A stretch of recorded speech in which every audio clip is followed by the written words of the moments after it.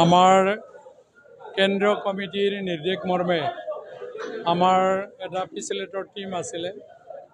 পুৰণা বডি ভংগ কৰি নতুন বডি গঠন কৰা হিচাপে ওদালগুৰি জিলাৰ যেটো আমাৰ 10টা সমষ্টি আছে এই 10টা সমষ্টিৰ ভিতৰত দল হিচাপে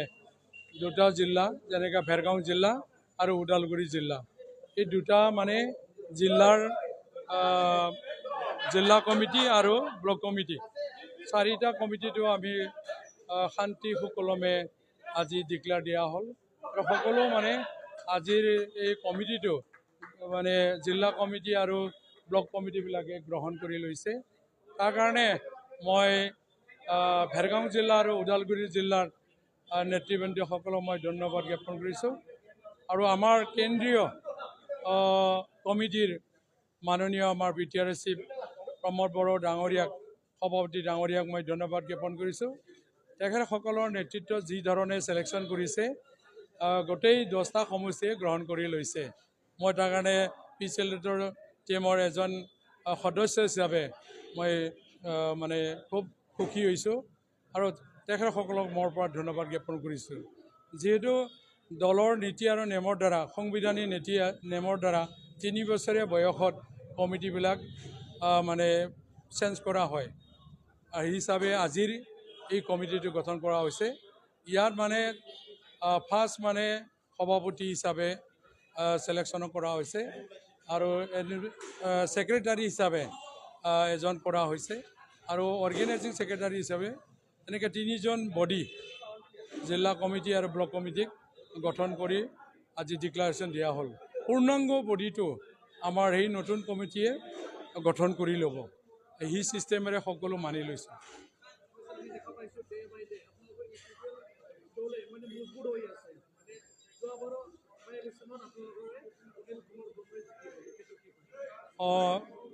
ভাল এটা খবৰ যিহেতু মই যেতিয়াৰ পৰা UPPL দলত মানে জইন হ'লোঁ আৰু চৰকাৰত সোমালোঁ প্ৰতিটো নিৰ্বাচনতে আমি জয়লাভ কৰিব পাৰিছোঁ বাই ইলেকশ্যনবিলাকৰ আৰু যোৱাকালিও যেহেতু বাই ইলেকশ্যনৰ মানে আমাৰ চিডলিত সমষ্টি বিধানসভা সমষ্টিত আমি জয় হ'ব পাৰিলোঁ হিচাপে আমি ধন্য মানিছোঁ মাননীয় বিটিআৰ চিফ মহোদয়ক তেখেতে আমাৰ দলৰ মুৰব্বী হিচাপে যেনেকৈ নেতৃত্ব ল'ব লাগে এই নেতৃত্বটো সফলতা হৈছে আৰু এজন মানে সক্ৰিয়তা সবল এটা মানে সভাপতি আৰু তথা বিটিআৰৰ চিফ হ'ব পৰা মানেটো আমি দেখা পাইছোঁ তাৰ কাৰণে প্ৰতিটো মুহূৰ্তত প্ৰতিটো সময়তে অল মানে যিমান ডিপাৰ্টমেণ্ট 40টা ডিপাৰ্টমেণ্ট আৰু 40টা সমষ্টিক আগুৱাই লৈ যায় আমি যে ভাল এটা শান্তি এটা সমাজ শান্তি এটা চৰকাৰ আৰু দেশ গঢ়িব পাৰোঁ এই কথা চিন্তা কৰি ৰাতিপুৱাৰ পৰা খোৱা টাইমলৈকে কমচে কম মানে মাত্ৰ 3 ঘণ্টাহে মাননীয় চিফ মহোদয়ে শুই বুলি আমি ক'ব পাৰোঁ তাৰ কাৰণে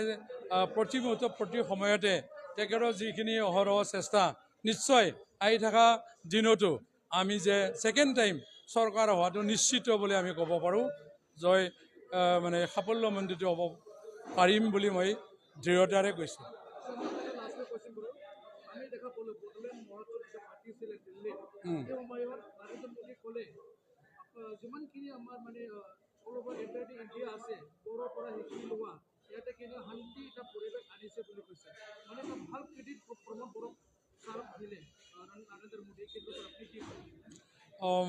মইতো ক'লোৱে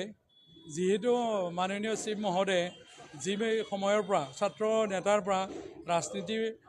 পদলৈকে আগবাঢ়ি আহিল আৰু তেখেতৰ যিটো চুক্তিৰ যি দায়িত্ব লৈ শান্তি চুক্তি কৰিলে এই 4টা বছৰতো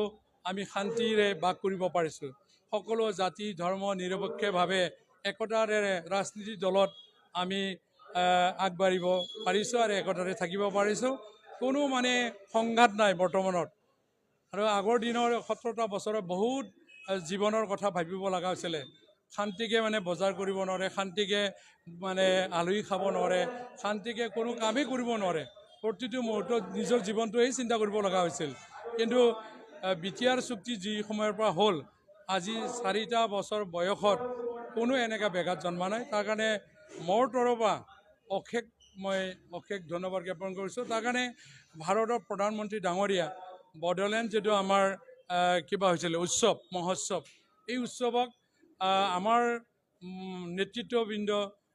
সকলৰ পৰা মানে জাতিৰ নেতা বন্ধুসকলৰ পৰা অন্য জাতিৰ সংগঠনে মানে অলপ মানে শিকিব লগা আছে বুলি ক'ব লগা বাধ্য হৈছে। তাৰ কাৰণে মই মোৰ তৰফৰ পৰা এই মানে গড়েশ্বৰ সমষ্টি MCLA আৰু আমাৰ BTR চৰকাৰৰ ফালৰ পৰা মাননীয় ভাৰতৰ প্ৰধানমন্ত্ৰীক মোৰ তৰফৰ পৰা ধন্যবাদ জ্ঞাপন কৰিছোঁ। আৰু মাননীয় অসমৰ মুখ্যমন্ত্ৰী ডাঙৰীয়াৰ আপ্ৰাণ চেষ্টাৰ আমি সহায়ত BTR চৰকাৰটো ভালকৈ চলাব পৰাটোৰ কাৰণে মই তৰফৰ পৰা ধন্যবাদ জ্ঞাপন কৰিছোঁ।